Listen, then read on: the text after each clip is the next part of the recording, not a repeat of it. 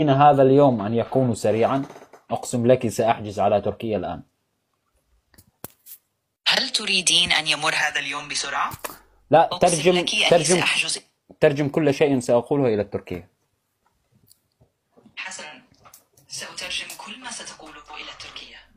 هل تريدين هذا اليوم أن يأتي بسرعة؟ أقسم لك سيمكنني الحجز الآن والذهاب إلى تركيا. Tek biz.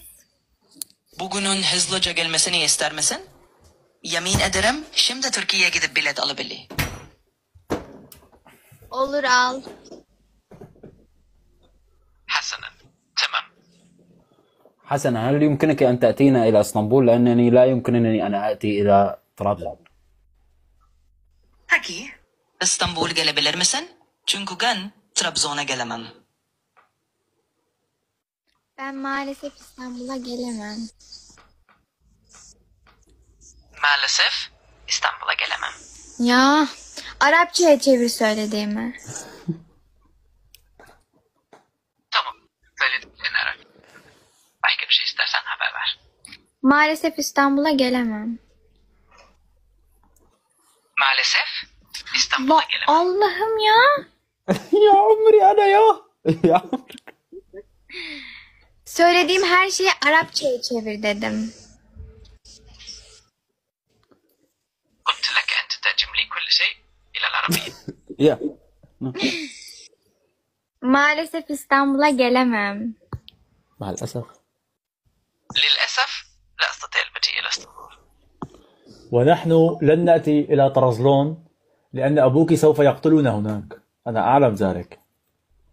Benim babam ve biz Trabzon'a gelmeyeceğiz çünkü baban bizi orada bedeltir. Bunu biliyorum.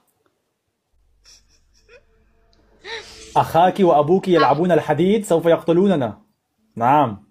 لن يفعل أي شيء. Senin baban da demir çalışıyor, bizi mahvederler.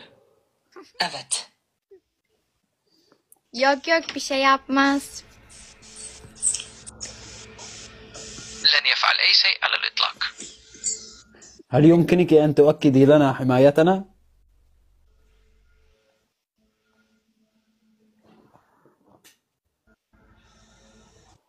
هل يمكن أن Bizi تؤكدي koruyabilirsin, bana doğrulayabilir misin? هل يمكنك أن تؤمني حمايتنا؟ Çift tıklar mısınız?